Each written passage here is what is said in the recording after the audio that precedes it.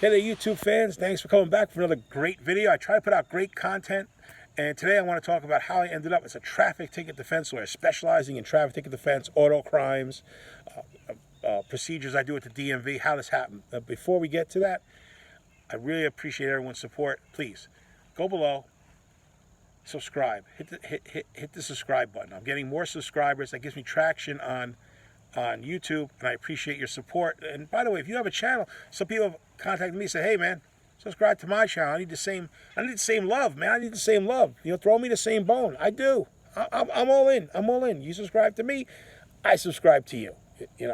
But even if you're not a content creator, subscribe.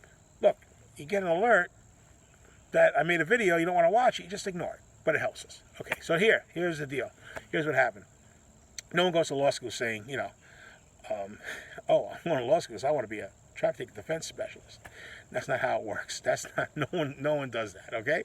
What happened was, I was doing. I went out on my own after a few years of working for insurance companies, doing general litigation and insurance defense, and I went out on my own because I always wanted to be in business for myself. That was my main intent of going to law school: being in business for yourself. And I was doing assigned criminal defense work. As well as, more of a general practice, wills, estates. I was doing divorces, selling estates, state litigation, that sort of stuff. And I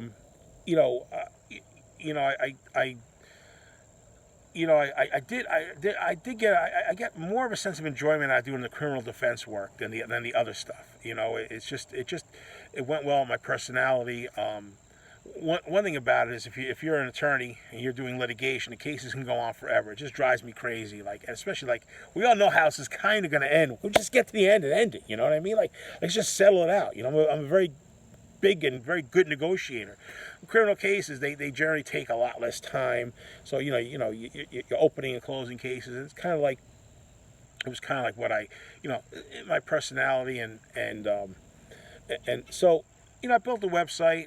And at first it was more of a general practice website, and and I there was some criminal defense stuff up there. Everything that I did, and plus a little bit of just some stuff, a couple of little pages about traffic ticket defense, and that initially made my phone ring more than other stuff. And it was really a function of the fact that there's millions of tickets written in New York City every year, and there's thousands of people that need to get divorced. Just a higher volume of the problem, that it's a function. But at that time, I didn't even realize I was like, wow, this stuff seems to be the only people care about, which wasn't really true. So I just kept building more and more content. And at the time, on traffic ticket matters. And at the time, I still doing a lot of assigned criminal defense work. So I'm in court one day, and a guy's a DWI, but he didn't qualify for a free lawyer.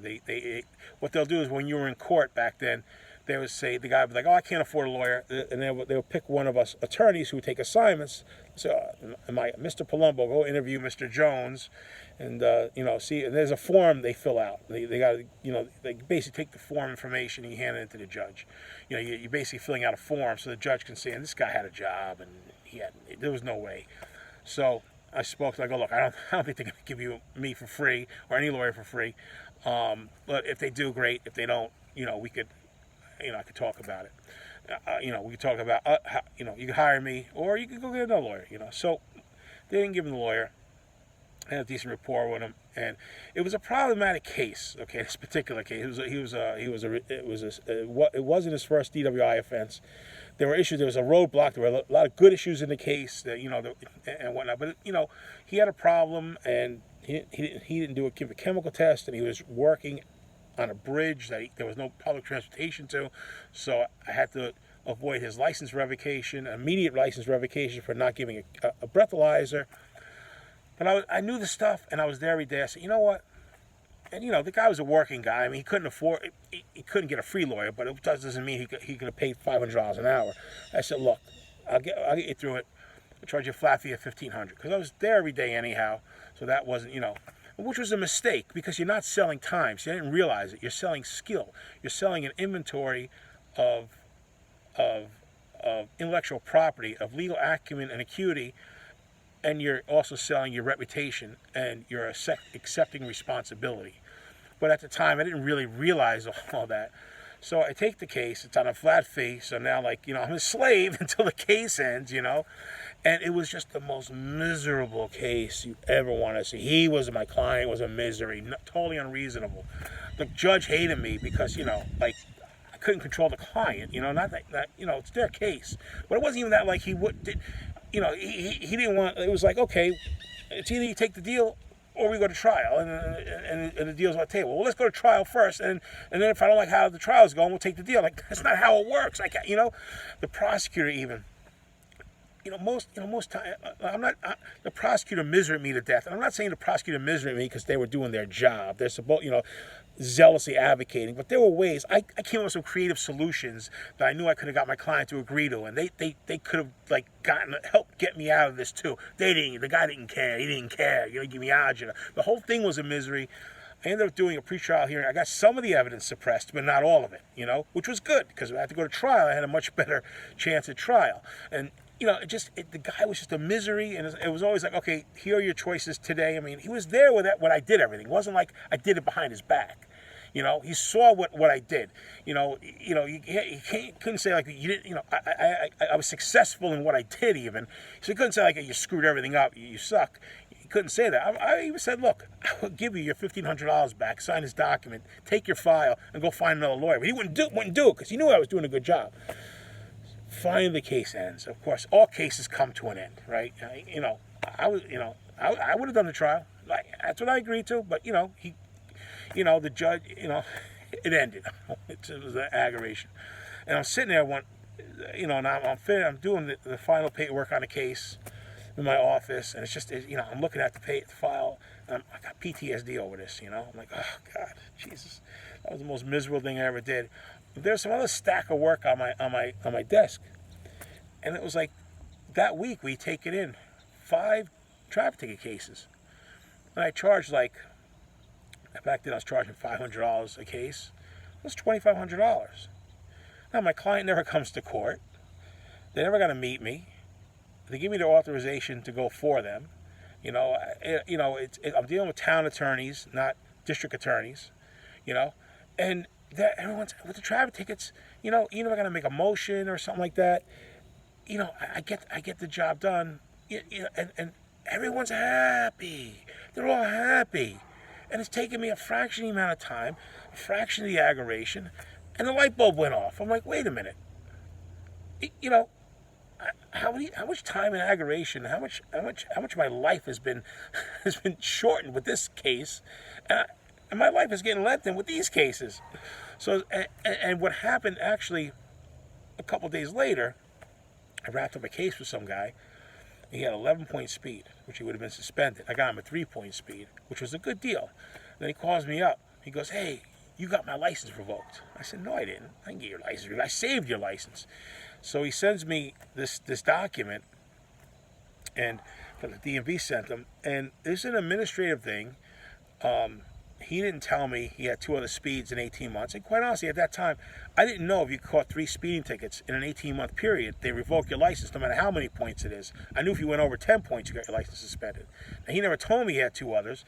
Even if he did, it probably wouldn't have made an impact on me. And I really didn't do anything wrong, but I realized, from a business perspective, I should have known that. Even though there's an administrative overlay to traffic tickets, which I knew. I knew some stuff. I was like, you know what? I should have had this expertise. I didn't really do anything wrong for the guy. As a matter of fact, what I ended up doing was I went back to that court and I did a mea culpa. I just told the judge, I screwed up. I didn't know this. And it wasn't malpractice, but, because I handled the case in court. He wasn't handling, I'm not, a lawyer's not responsible for every collateral consequence of what happens in a court of law, like you might lose your job. We're not responsible for that. We're only responsible for what goes on linearly in that court proceeding, So, but I said to the guy, I said, all right, you know what? I went to the court. I made a special proceeding. I didn't charge him for it. I told the judge, I screwed up. This guy's really pissed. He actually wasn't really pissed. But, I'm sure he was pissed. he wasn't really pissed. But, you know, I said, look, my client's aggravated. Honestly, I should have interviewed him about this. Again, I don't really think I should have, but that's what I represented to the court. And I wasn't lying to the court because, you know, arguably I should have. Can we just convert this to a 3-point lane change? And this way it doesn't get revoked. Still, you get the points. The fine will be the same. And they did that. They worked with me. We converted from a 3-point speed to a 3-point lane change. So I did save the guy's license. But the light bulb went off. I said, you know, I don't know enough about this stuff. And this is a specialty. This isn't just, you're not just going to court doing a traffic ticket. You know, you have discovery rights. You have disclosure. You have discovery rights, disclosure rights. And, you know, the criminal procedure law, that applies in a court law. The New York City court system is a totally different administrative court system. You got to know the rules and regulations down there too. You need to know every administrative overlay. And then when there's a hearing at and then a lot of times there's hearings at the DMV based on convictions and other stuff that very few lawyers do. I'm like, you know what? I need to learn that, and I need to provide this service to the public as well. It's the same practice area, and very few lawyers. And I start Googling around, and, you know, very few lawyers have that on their websites. That 3 speeds in 18 months gets you revoked. Like, very few, because there are very few lawyers that specialize in traffic ticket defense. So I was like, the light bulb went off on 2 levels. One is if you're gonna, you know, be as professional as possible, but the public is being underserved by the legal community in this niche area. It was a niche, whatever you want to call it, right? And I'm like, you know what? You know, the public needs the expertise, a high degree of expertise that most lawyers don't give on traffic tickets, that I'm going to start to give. That's why you see these other videos that I do. I'll link one of them on these difficult cases that I do. And that very few lawyers even have the creativity or the knowledge. And I'm not saying they're bad lawyers, okay? They have other practice areas that they specialize in. But this is my specialty. This is what I could bring to you as the public, a high level of expertise. And yeah, most cases, you know, it is a negotiated process, and the person isn't facing losing their license. But you know what? I come with a reputation. Everyone in New York State knows. My firm comes with a reputation that we do it right, and we are willing to do a trial. And we do have the knowledge to properly prepare. We will make a motion to dismiss.